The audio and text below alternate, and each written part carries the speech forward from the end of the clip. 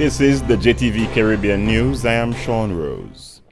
The government of St. Vincent and the Grenadines has pledged assistance to the hundreds of people affected by the Level 2 disaster that wreaked havoc on mainland St. Vincent on Christmas Eve, but says the country cannot do it on its own. 8 persons are dead and 5 were still missing up to Friday after torrential rains Christmas Eve night caused floods and triggered landslides in various parts of the country. Prime Minister Dr. Ralph Gonsalves, who returned to the island on Thursday after a shortened vacation in Europe, in his address to the nation said several $100 million will be needed to repair the damage. 5 members of one household died when a slope collapsed on their home in Rosebank, and at least 15 other people sustained injuries and had to be treated at the Chateaubriand Hospital. Several homes were reported damaged and 9 destroyed, with 62 persons in shelter. Disaster areas were declared in several communities, and the agricultural sector suffered significant damage, with many farmers losing crops and livestock.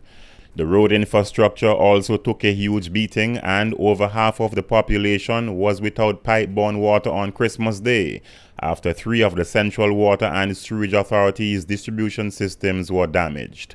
The state-owned power company Vinlec also reported damage to its distribution and generation network after the Cumberland power plant was severely damaged by the floods. Flooding also resulted in the evacuation of 3 wards at the Milton Cato Memorial Hospital in capital city Kingstown, and the E.T. Joshua Airport was also flooded Tuesday night and remained closed up until Wednesday. The unseasonal trough of low pressure that brought heavy rains to the eastern Caribbean not only affected St. Vincent and the Grenadines, but also Dominica, St. Kitts, Nevis, and St. Lucia. St. Lucia was plunged into mourning after 5 lives were lost, including a police officer, as a result of floods and land slippage, and in some cases loss of commercial power, which adversely impacted Lime telecommunication services in some communities.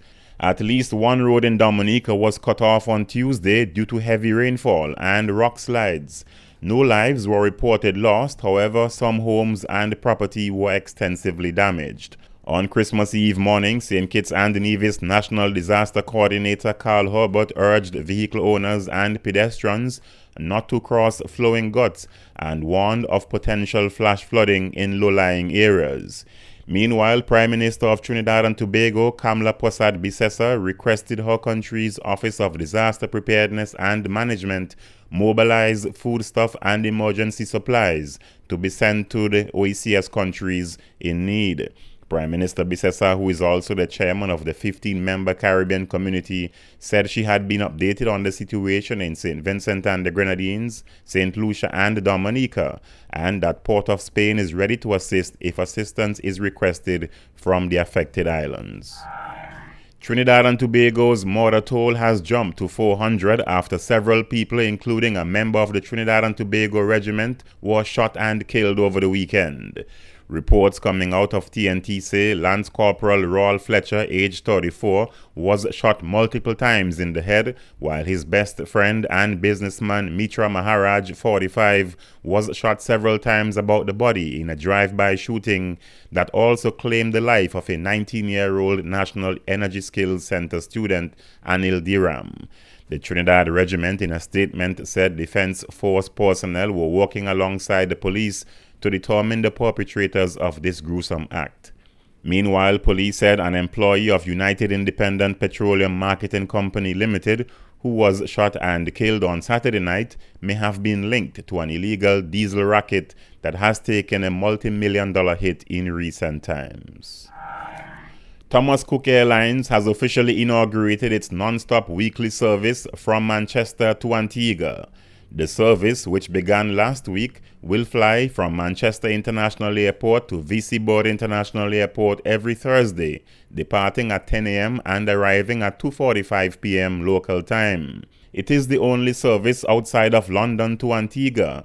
The additional airlift is welcomed news by all local tourism stakeholders, as it will open up the north of England and Scotland to our destination once again, said Antigua and Barbuda Tourism Authority CEO Colin James. Thomas Cook is operating the service on a refurbished Airbus A330 plane with a total capacity of 320 seats, all of which will be economy class. Thomas Cook also recently launched a new service to St. Lucia. USVI Governor John DeYoung Jr. has expressed disappointment with the decision by Seabourn Airlines to relocate its corporate offices from the USVI to San Juan, Puerto Rico. The regional airline announced the move on December 18, which will mean the loss of about 88 jobs on St. Croix, where the airline has been based for 20 years. DeYoung said the government employees' retirement system was highly criticized when it stepped in with loans totaling $4.8 million in 2009 and 2012 to allow Seabourn to first stabilize and then expand its operations following the departure of American Airlines.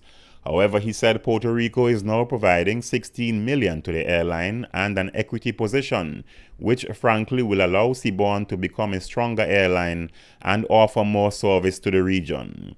The USVI governor said the Virgin Islands cannot be complacent in these competitive times and must be just as aggressive in working with companies that are vital to economic stability. Seabourn Airlines announced that the move of its corporate offices will be finalized by March of 2014 and that the positions affected were all administrative. The governments of the Bahamas and China have agreed to allow a mutual 30-day access to Bahamian and Chinese passport holders without requiring a visa. The agreement was signed Thursday in a ceremony at the Ministry of Foreign Affairs in Nassau and is the latest cooperation between the Bahamas and China, which are partnering on the development of the Bahama Resort, the largest hotel project in the Caribbean. The signing of the agreement will further facilitate the ever-broadening cooperation in all fields and people-to-people exchanges between China and the Bahamas, said Chinese ambassador to the Bahamas, Juan Guisen. Caribbean countries have been looking to China as a potentially major source of tourists, although a number of roadblocks remain, including the length of travel. But observers think that the Bahamas could help change that. For the JTV Caribbean News, Sean Rose. Coming up next on JTV News. Town Hall wins feature race at the Boxing Day races.